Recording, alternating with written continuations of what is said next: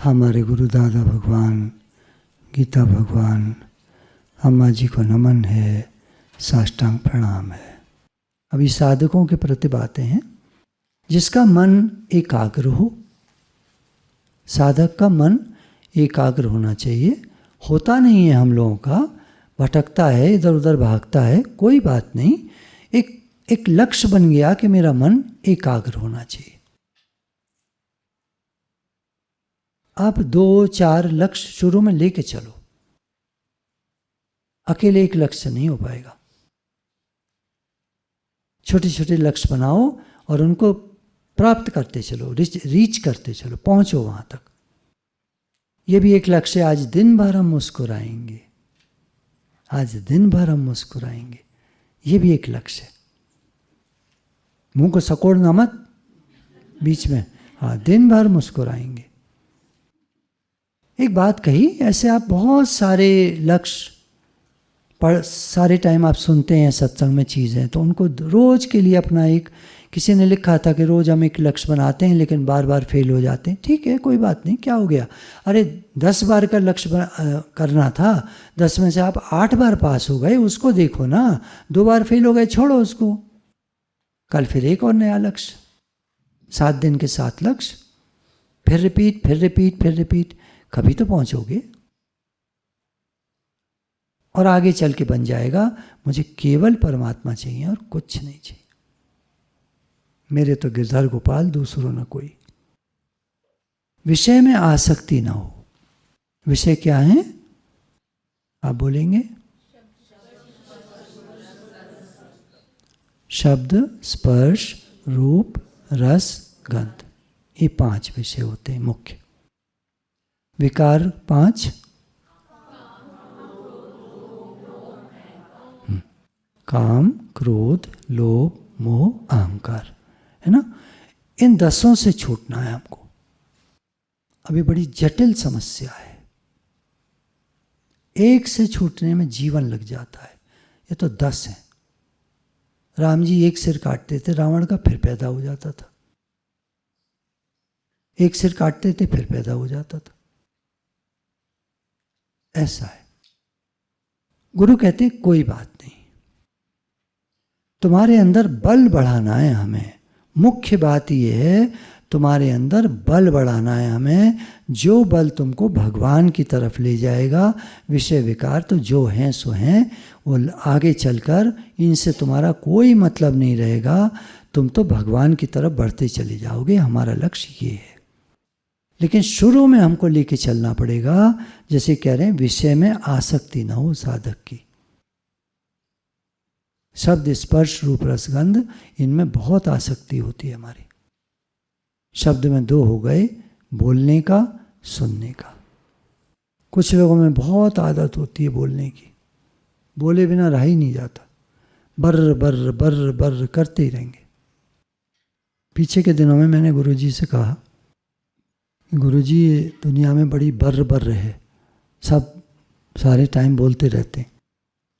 हम सत्संग भवन में रहते हैं, बहुत सारा स्टाफ है, मैनेजमेंट है, ये है वो है, बहुत सारी चीज़ें हैं, दिन भर कुछ लगा रहता है। गुरुजी मैं क्या करूं? बोले जब टर्र टर्र की आवाज़, बर्र बर्र की आवाज़ सुनाई दे तो टर्र का उल्टा होता है रट। तुम नाम जप करो, तुम नाम रटो। जब टर्र टर्र हो तुम नाम जप करो। वो आया था ना भागवत जी में, ये संसार माया है। माया एक नर्तकी होती है जो लोगों को, खासतौर से पुरुषों को नचाती है। ये माया। माता जी लोग तो फिर भी घर में रहते हैं, बच्चे ये और वो बहुत सारे काम होते हैं, पर पुरुषों को नचाती है विशेष ये माया। तो नर्तकी है नचाने वाली। तो नर्तकी का उल्टा करो कीर्तन। कीर्तन करो, नाम जप करो। जिसका मन एकाग्र हो, विषय में आसक्ति ना हो, तथा जिसे किसी नवीन विषय की इच्छा ना हो। नवीन, नया विषय और है ना। एक तो छोड़ते नहीं ये हमको, शब्द के हो गए 2, स्पर्श के हो गए कई, है ना। कपड़ा भी स्पर्श का विषय है, वो जो विषय भोग करते हैं लोग वो भी विषय है, और जो खाने पीने का वो भी, ये भी सब विषय है। जीभ पे जो, वो जीभ वाला अलग हो गया, पर एक होता है खाने को देख करके ललचाना, उसको छू छू के देखना कैसा है, ये भी एक विषय है। स्पर्श, खाने को भी छू के देखते हैं, कई तरह का स्पर्श हो जाता है, ठंडा गर्म, गर्मी नहीं अच्छी लगती, इससे ठंड चाहिए, एसी चाहिए हर समय, ये वो बहुत तरह के स्पर्श के सुख हैं। शब्द स्पर्श, रूप, रूप के कई तरह के, आजकल तो मोबाइल लगा पड़ा है रूप का विषय, टीवी, दुनिया, घर, घर को ऐसे देखो, ऐसे करो, ऐसे करो, रूप का विषय। रस, भोजन का, गंध, स्मेल्स, आजकल जितने लोग बाहर से आ रहे हैं मैं देख रहा हूँ सब परफ्यूम लगाए हुए हैं, गंध का विषय। हम किसी को कुछ नहीं कह रहे, हम तो ये कह रहे हैं साधक को इन विषयों में नहीं जाना चाहिए, दूर रहे इनसे।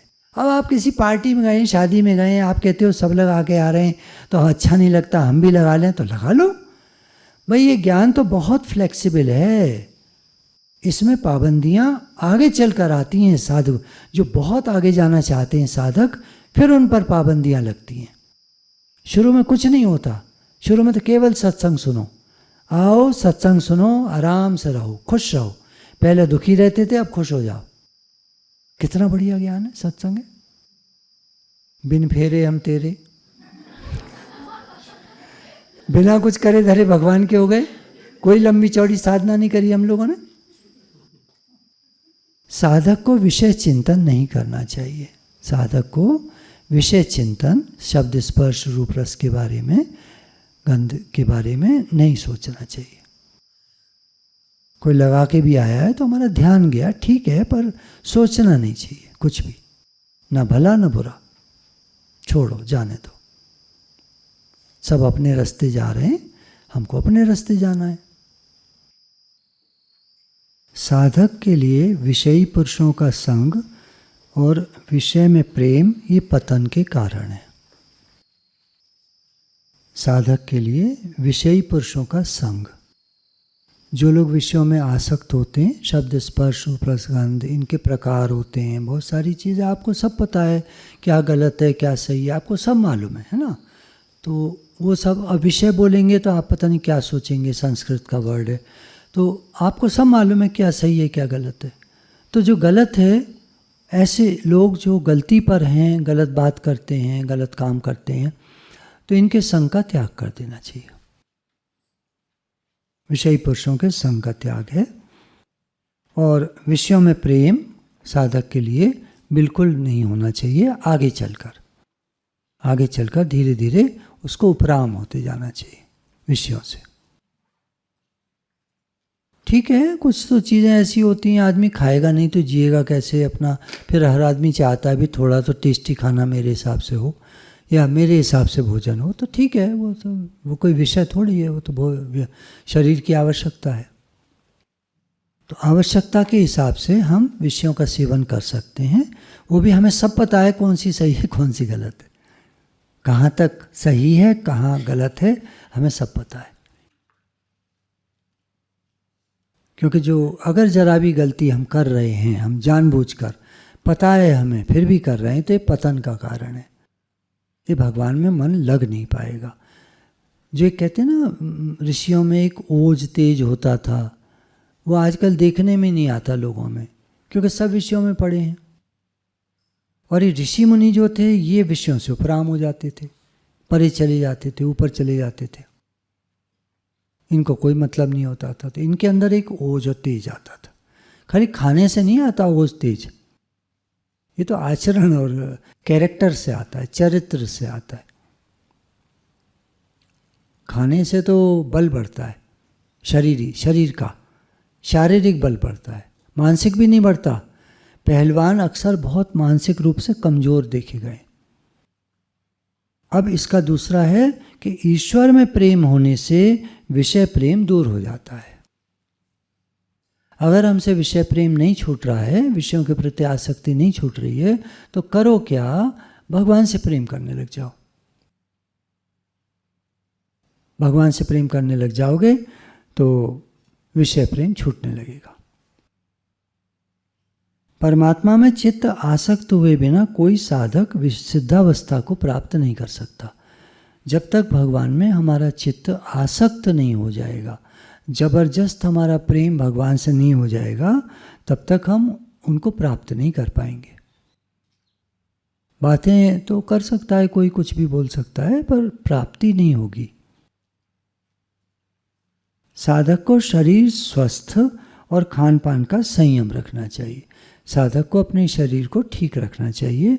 कुछ गलतियां साधक करते हैं, ठंड में बिना कपड़े, मतलब वैसे कुछ भी गर्म कपड़ा नहीं पहना, ठंड पड़ रही है, निकल गए, ठंड लग भी रही है और फिर भी कब तो क्या जुकाम बुखार ये वो, तो शरीर को बिगाड़ना। आपको जैसा आपको लगता है मेरा शरीर इसमें कंफर्टेबल है, जैसे कोई पहने ना पहने, अगर मुझे हल्की ठंड लगती है तो मैं तो एक जैकेट डाल लेता हूँ, ठीक है मुझे ठंड लगती है थोड़ा, मैं क्या करूँ, लगती है तो लगती है, शरीर है, क्योंकि नहीं डालूंगा कुछ तो मुझे फिर ठंड लग जाएगी, जुकाम हो जाएगा, बुखार भी आ जाता था पहले तो ऐसे ऐसे थोड़ी काम करना चाहिए।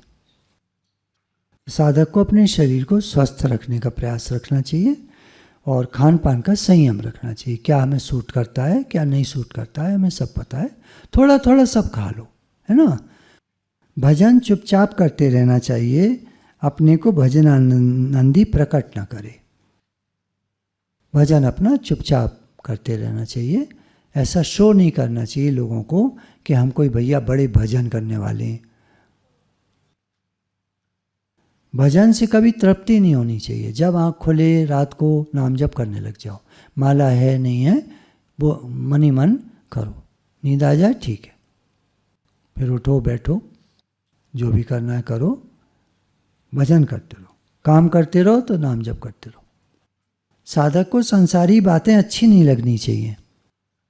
साधक को संसारी बातें अच्छी नहीं लगनी चाहिए, पर किसी से कुछ कहे ना। कल मैं आपसे बार बार कह रहा था ना, आप घर वालों को कुछ मत कहना कि हम तो भजन में लग गए, हम तो ये, हम तो वो, अब हम तो ये करेंगे, हम तो वो करेंगे, हम नहीं करते तुम्हारा काम। गलतियां नहीं करनी चाहिए, फिर दिक्कत हो जाती। पाप कर्म, छल कपट, मान बढ़ाई, धन और स्त्री की आसक्ति, पुरुषों के लिए स्त्री की आसक्ति और स्त्रियों के लिए पुरुष में आसक्ति, पर निंदा, पर चर्चा की आदत, दूसरों की बात करने की आदत, गर्व, अहंकार, घमंड तथा पाखंड आदि दोषयुक्त मनुष्यों का संग, इन सब दोषों से साधक को दूर रहना चाहिए। पाप कर्म से दूर रहे, छल कपट से दूर रहे।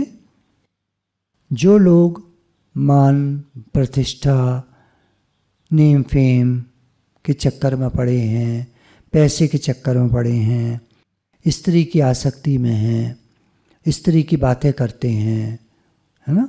कुछ जेंट्स को देखिएगा वो लेडीज़ की बातें करने में बड़ा रस आता है उनको, ऐसे लोगों से दूर रहना चाहिए। पर निंदा, दूसरे की बुराई करना, दूसरे की बात करना, पर चर्चा की आदत, गर्व, घमंड, धूर्तता, ठगी, बेईमानी, ये सब दोषयुक्त मनुष्यों का संग नहीं करना चाहिए। जिनमें ये सब दोष हों उनके साथ नहीं रहना चाहिए। एकांत स्थान में रहने का अभ्यास करना चाहिए। साधक को एकांत स्थान में रहने का अभ्यास करना चाहिए। जैसे हम लोग यहाँ आए हैं तो यहाँ एकांत है, तो हम लोगों को चाहिए कि हम एकांत में रहने का अभ्यास करें, नाम जप करें, पढ़ें लिखें, जो सत्संग सुना है उस पर रिफ्लेक्ट करें। यहाँ से जाकर कुछ लाइनें अधूरी रह जाती हैं उनको पूरा करें, एक बार फिर से पढ़ें। आज का सत्संग थोड़ा ज्ञान में अपने मन को लगाएं, जितना लगाएंगे उतना आपको अच्छा लगेगा। यहाँ से जब लौटेंगे तो आपको आध्यात्मिक उन्नति फील होगी। गुरु भगवान के प्रेम के अनंत अनंत शुक्राने हैं।